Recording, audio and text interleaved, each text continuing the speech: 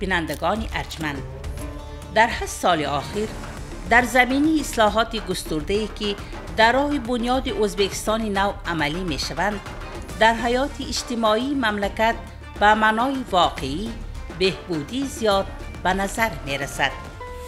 در عرفه جشن 34مین سالگرد استقلال تجسم یافتن غایه نکوی برای وطن، برای ملت، برای خلق معین گردیده است، اقدام نیک عملی گشت.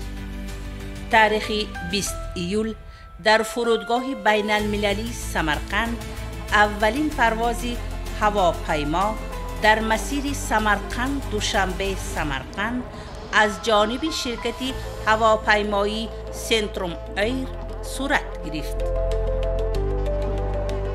ما امروز از سمرقند تا دوشنبه ریس نو شدیم. این ریس ما هفتهش به 2 مرتبه شد، یکشنبه و پنجشنبه روزش به. این برای سمرقند و دوشنبه خالص جدا ریسی وقتش هم خودش هم خلای. این پیش خیلی ریسمون نبود. حاضر 15 تا کمپانی کاتیکور کیسیم، اینم زیاد کردن برکت کیسیم. برای خلق ما هم خیلی ریسی خلای موندگیشون با. بلیت اهم ما یک کسی شهر گیرد میشد، یک کسی ایرپورتم 24 ساعت کار میکند، این بلیتش اینجا گیرد میشد. در مراسم افتتاحی خط‌سیر مذکور سفیر تاجیکستان در ازبکستان، نمایندگان از حاکمیت ولایت و وکیلان مرکزهای ملی ساکنان شهر سمرقند اشتراک نمودند. برای ما امروز باعث افتخار است که در شهر تاریخی سمرقند قرار داریم و امروز باز یک رویداد تاریخی در مناسبت بین تاجیکستان و ازبکستان برگزار می‌گردد.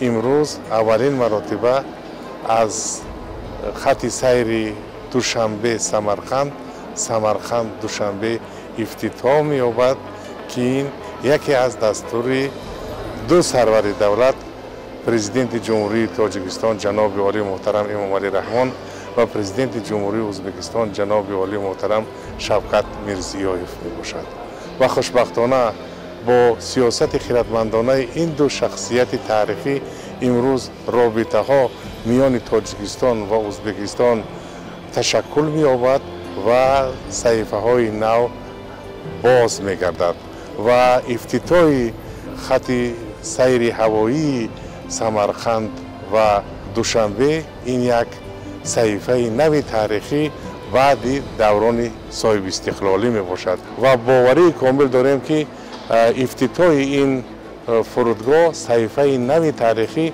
در دوستی و همکاری بین تاجیکستان و ازبکستان می‌گردد.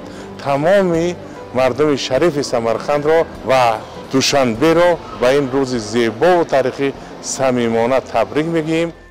راه اندازی پروازها در مسیر تاشکند دوشنبه تاشکند و سمرقند دوشنبه سمرقند برای تحکیم منبعدی دوستی خلقای به هم برادر، اینچنین رشد سیاحی و رفت و آمدی به ممانعت شهروندان ازبکستان و تاجیکستان زمینی مساعد فراهم می‌آورد. Новый рейс в Душанбе. Для меня это очень знаменательное событие, потому что мы этот рейс прорабатывали более 2 лет. То есть, начиная с момента, как Air Maracanda является оператором терминала, этот рейс важнейший, потому что очень серьезные культурные связи, да, очень серьезные семейные связи между 2 странами, между 2 регионами, и авиасообщение развивается между странами, и вот наконец-таки мы с гордостью можем сообщить, что Самарканд теперь тоже связан с Душанбе. Рейсы пока будут выполняться авиакомпанией «Центрум». Авиакомпания «Центрум» очень надежный наш партнер. Они сейчас выполняют 6 направлений из аэропорта Самарканд, и это 7-е их направление. Они планируют открыть еще 3 направления из Самарканда.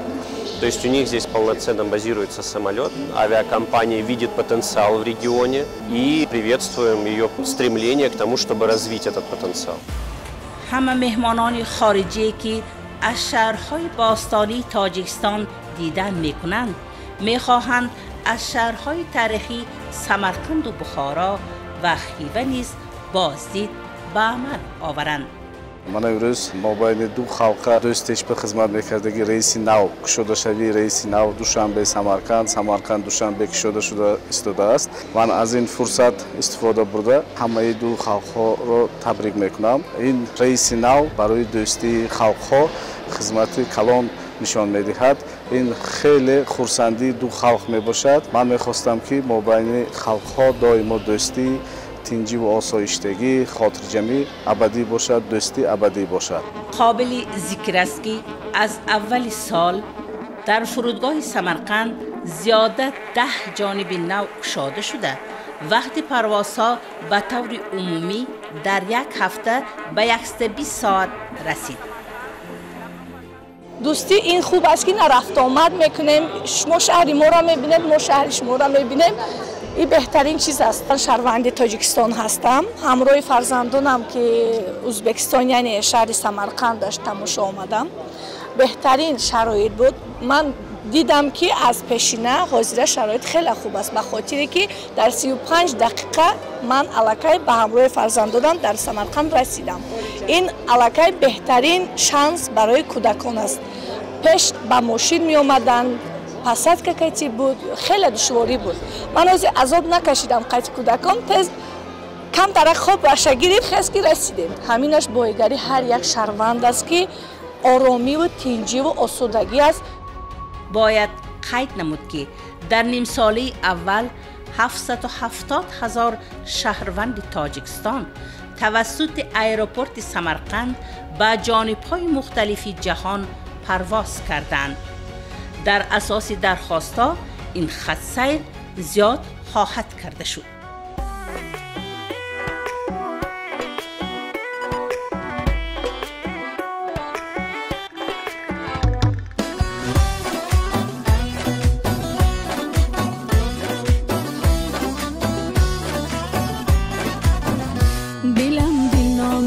چشمانی آبی منم بیدار و اما غرق خوابی اگر دورو بری دنیا بگردی مثالی من چونین عاشق نیابی بیا به قصد دوری به پاداش صبوری نکن که از دل من دل ببوری بیا شب باران و دامانی بیابان بیا از دل ببر هوای هجران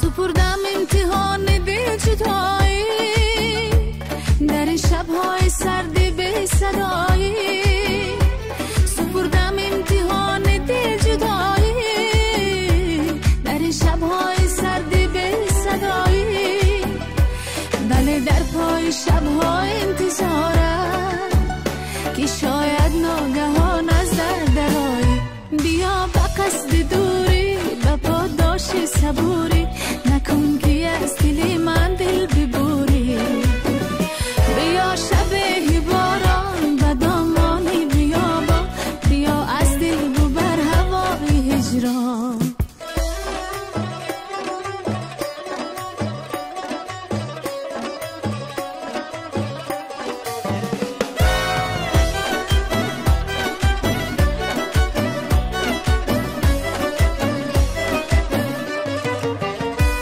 تپش‌های دلت را هم صدایم اگرچه مدت از تو جدایم تپش‌های دلت را هم صدایم اگرچه مدت از تو جدایم میان این همه مردمی عالم عزیزی و عزیزی از برایم بیا به قصد دوری به پاداش صبوری نکن که از دل من دل ببوری بیا به قصد دوری به پاداش صبوری نکن که از دل من دل ببوری بیا شب باران و دامانی بیابان بیا از دل ببر هوای هجران بیا از دل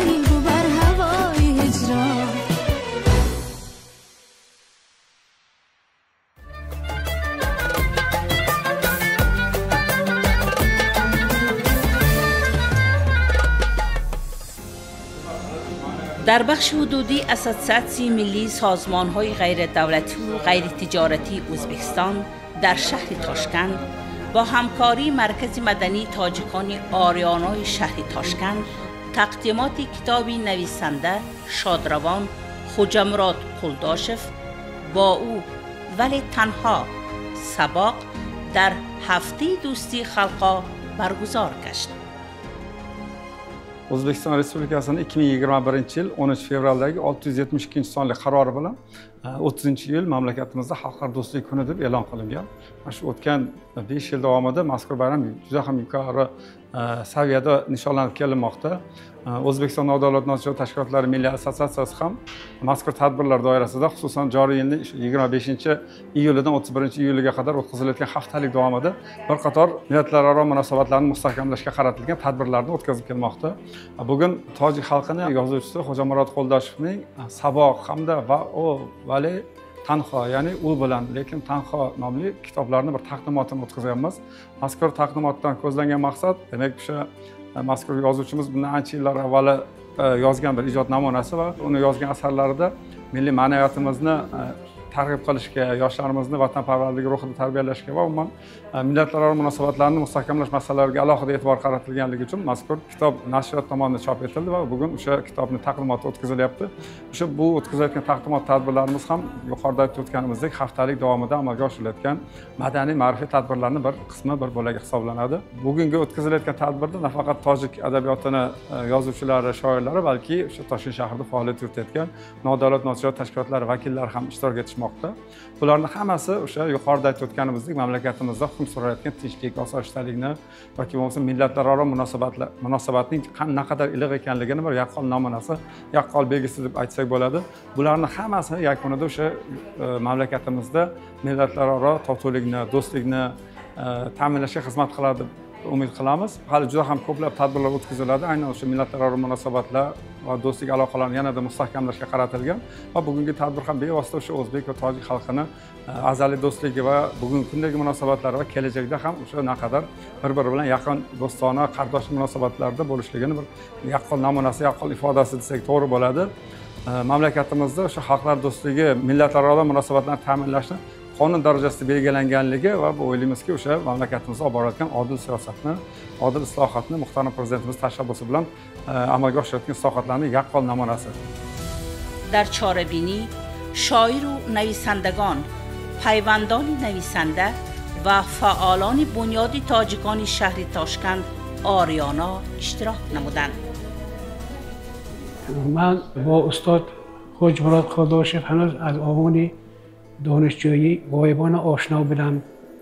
در روزنامه حقیقت ازبکستان که امروز آواز تاجیک نام دارد حکایه هایشان، مقاله هایشان، رپورتاژ هایشان، لوحه هایشان چاپ میشد، اثرهایشان آشنا بودم. دیرتر تقدیر ما را همکار کرد در روزنامه حقیقت ازبکستان. سال 92 من به کار آمدم. بعد یک سالی به کار آمدن همین خیلی تقاضای تقدیر ما در یک شعبه کار کردیم، در شعبه ادبیات و صنعتی روزنامه. استاد همین خیلی یک خاراکتری عجایب داشتند، خصلت‌های عجایب داشتند. همون حکایه‌های حجوی می‌نویسند، همون حکایه‌های حجویشون در همون چهرهشون پیدا می‌شد، در چهرهشون معلوم می‌شد. پیش از اون که همون حکایه چاپ شود با همون دسترسیش با همون رفیقا، دوستا، اونایی که مثلا با همون حکایه سر و کار دارن، با حکایه آشنا هستن با این ژانر بسیار مشکلی ادبیات از نظر می‌گذراندن و همون ایرادهای رفیقای به نظر گرفته همون حکایه چاپ می‌کردن. بسیار حکایه پخته حیاتی که همین دیتال‌هایش زمینی حیاتی داشتن. بند و بستش بسیار قوی بود. در اونجا همون ضرب المثل و مقاله‌های خلقی را مثل که در چشم انگشترین نگین رو میمانند، همین خیلی در بجاش می‌افتاد اون مقاله ها همیشه. هم استاد یک وعده داشتن که میگفتن که باید که نام مقاله، نام اثر، نام حکایه، نام قصه پیش از همه خواننده باید که به خودش جلب کنند. من فکر میکنم که این کس پیش از آن که حکایه بر روی کاغذ بیارن، همین نام زیبایی و فکر کرده اول نامش میمانند، بعد همونش ادامه میدادن.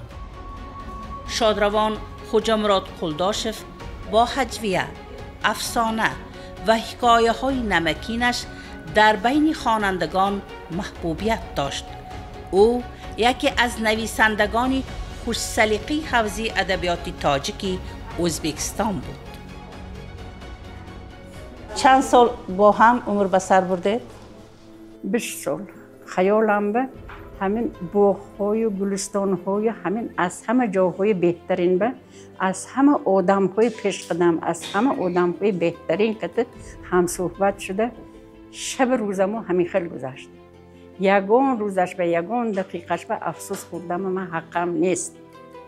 همین خیلی آدمای نقص که همچون شوهر وفادار بود، همچون پدر مهربان بود. وفادار بودن، صداقتناک بودن. لیکن میگفتن دویم که من پس پول نمیدوام. بایگری من، فرزندهای من، نوشتگی حکایه های من عمرم رسد هر یک حکایم رومن میشد. بچه هم به میراث میمونونم. خاراکتریستیک تازه درباره من سخنهای خوشروی، درباره فرزندهای من سخنهای نظم میگفتگی خرد تربیه کردم. هیچ کم بوده نشود فرزندم به همه حوض کند، همین خیلی اویله شود. قلمه های قلداشف در مطبوعات دوری ازبکستان و تاجیکستان روی چاپ را دیدند. در که ادیب آنها را در سر زندگیش به شکل کتاب درآورده نتوانست. یک روز اپای شادمانای از من خواهش کردن که برادرم همین یک کمک کنید. اون کس به شما یک اعتقاد داشتن، همین حکایه هاشون من تو همین دم نگه داشتم. همین یک حکایه کرده، یک کتاب کرده برورد. همون دست‌نویس ها، همین گزیت به چاپ شدگی حکایه های آوردن. یک روز ورق زدن، گزیت ها کاغذ ها زرد شدن، بعد جاش ناخوانا. من قهرمانی همین اپی شادمانای و همین بسیار یک خند دادم، خواهر شدم که همین قدر سال همین دست‌نویس‌های با خود نگاه داشتن که یک روز من همین آرزوهای همسرم به روی آب میبارم.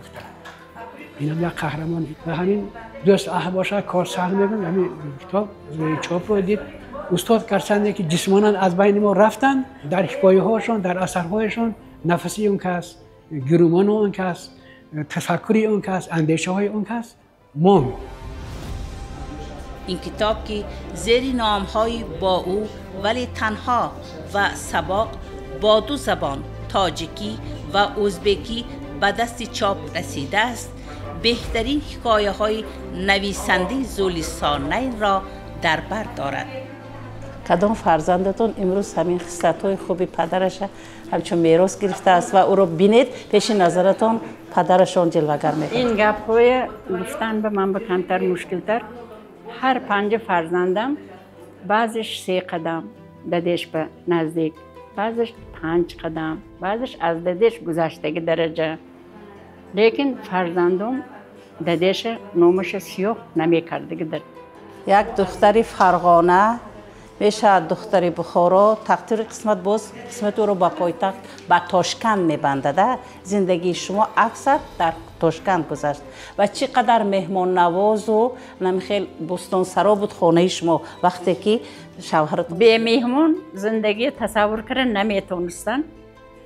همین ازبکستان به حضور هموشون و نوموشون گفته نمیتونم. از خودشون 10 سال 15 سال 20 سال کلام بودگه علم ها نویسنده ها همیشه مهمون عزیز خانه ما بودن. اگر خدا با گشت دوباره میبیایی و همین تقدیر همین ره با قدم میمون میگوید حالا گپش تمام نکردم من 10 پیش میگذاشتم همین ره که میرم. از انسان خوب فرزندی نیک میماند میگویند در عرفیت. حالا 5 نفر فرزند خوجمرات و شادمانای قلداشوها همه صاحب معلوماتی عالی بوده، صاحب عائله نمونوی‌اند. در ساحه‌های گوناگون برای پیشرفت جمعیت و دیارمان ادای وظیفه می‌نمایند.